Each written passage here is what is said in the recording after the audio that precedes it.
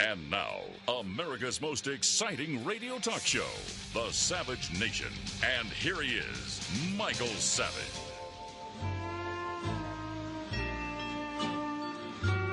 Wouldn't it be nice to be king and surf in Kailua? Welcome to the Savage Nation. He needs a break. A man needs a break. Fiscal cliff, Napali cliff, Nuuanu cliff. Well, you get the picture.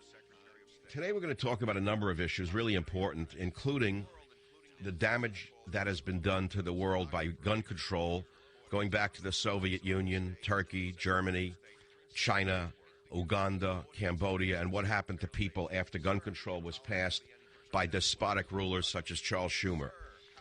And then we're going to talk about the beauty of the fact that we are now living in the ex-Soviet Union, where a president comes out on a stage, introduces the new Secretary of State, and then turns his posterior to the world, including the dunces called stenographers, used to know them as reporters, walks off the stage, and the new Secretary of State says not a word. No one gets to ask the Secretary of State, "Sir, would your policies be any different than the woman with a concussion? Sir, how will your policies change from the woman who was in hiding? Sir, do you intend to increase the protection of Christians in Egypt? Sir, will our policies towards Israel change in any way?" Not one question. Walks off the stage and flies off to Hawaii. And there's not a murmur in the press. Instead, they attack the NRA for daring, by the way, say what I said on the show last Friday. I called for police or retired military in every school in America, and I'm glad to see the NRA is listening to the Savage Nation. I'm glad to see that they're listening to somebody with common sense. But did you see what the idiots in the media did when common sense suddenly stated the obvious, put an armed guard, a policeman in every school? Why would the left go crazy over that? What is wrong with that idea? Now, I'm not asking you that. The answer is nothing. The answer is there's something wrong with liberals who have a mental disorder.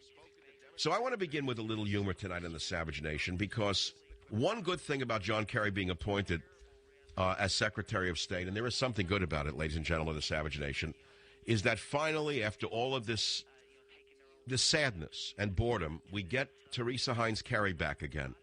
And thank God for that, because it gives us a lot of things to look forward to. For example, back in 2004, Mrs. Kerry, you may know her as Mrs. Ketchup, spoke at the Democratic Convention when she seemed to speak in tongues. Listen to clip 5.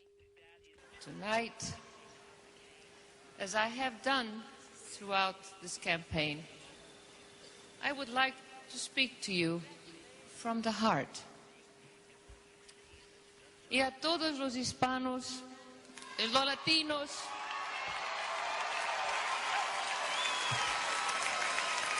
à tous les franco-américains, a tutti gli italiani,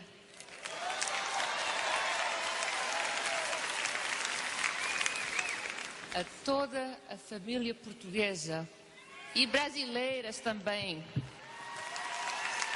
Isn't that great? It's good. It's good.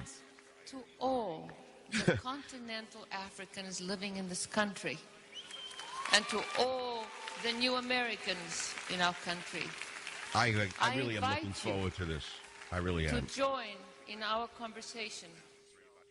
Well, that's Teresa Heinz Kerry, the new lady Secretary of State in a way, the lady behind the throne.